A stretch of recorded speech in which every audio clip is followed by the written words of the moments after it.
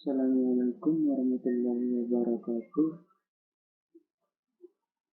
Perkenalkan, saya mahasiswa dari Universitas Bina Dharma dengan nama Roger D. NIM 22142073, kelas S3A dan jurusan Teknik Informatika. Di sini saya ingin mempresentasikan yaitu tabel distribusi frekuensi. Mengetahui cara membuat dan menggunakan tabel distribusi frekuensi dalam analisis data adalah kunci penting dalam memahami data secara komprehensif.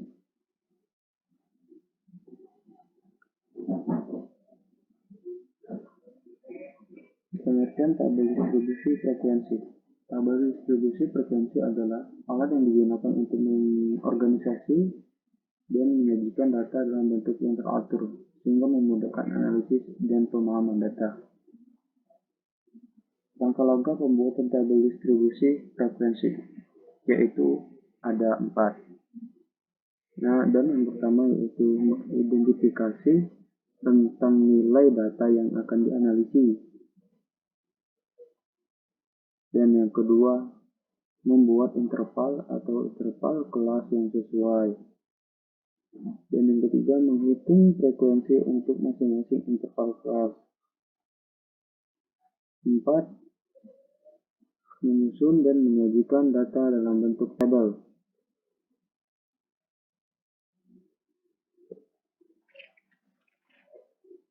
Contoh penggunaan tabel distribusi frekuensi.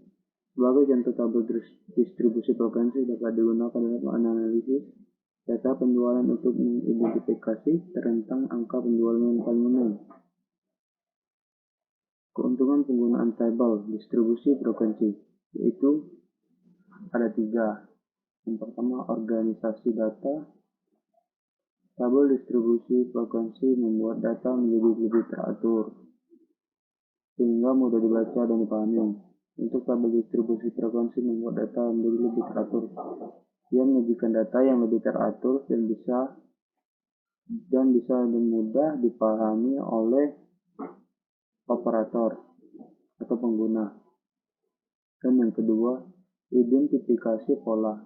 Dengan mengatur data ke dalam kelas, dapat dengan mudah mengidentifikasi pola atau tren yang tersembunyi dalam data. Dan yang ketiga yaitu analisis lebih mendalam.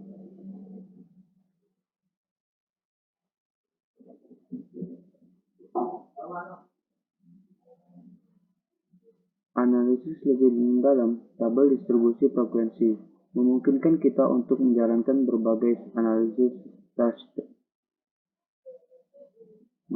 Kita ulang sekali lagi. 3. Yaitu analisis lebih mendalam.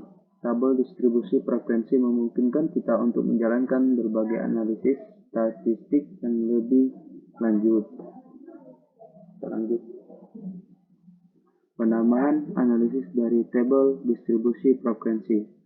Analisis rata-rata dalam tabel distribusi frekuensi. Kita dapat menghitung rata-rata dari data yang ada dalam rentang nilai tertentu. Analisis rata-rata, yaitu kita bisa menganalisis nilai rata-ratanya seperti dalam tabel distribusi frekuensi. Untuk yang analisis distribusi, tabel distribusi frekuensi dapat membantu mengidentifikasi distribusi data apakah simetris, cenderung ke kiri atau ke kanan.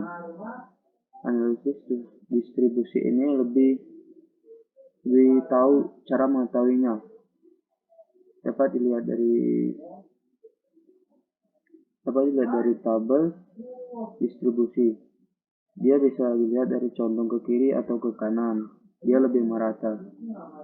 Dan analisis penyicilan atau outliers. Tabel distribusi frekuensi dapat membantu kita mengidentifikasi data nilai yang berbeda secara signifikan dari rentang nilai lainnya.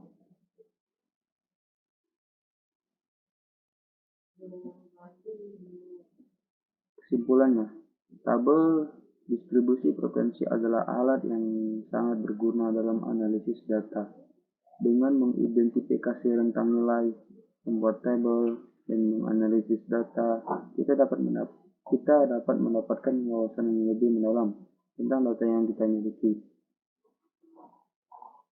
Kemungkinan itu saja yang bisa saya presentasikan dari saya. Jika ada tutur kata yang terbelit, saya mohon maaf. Saya akhiri. Wassalamualaikum warahmatullahi wabarakatuh.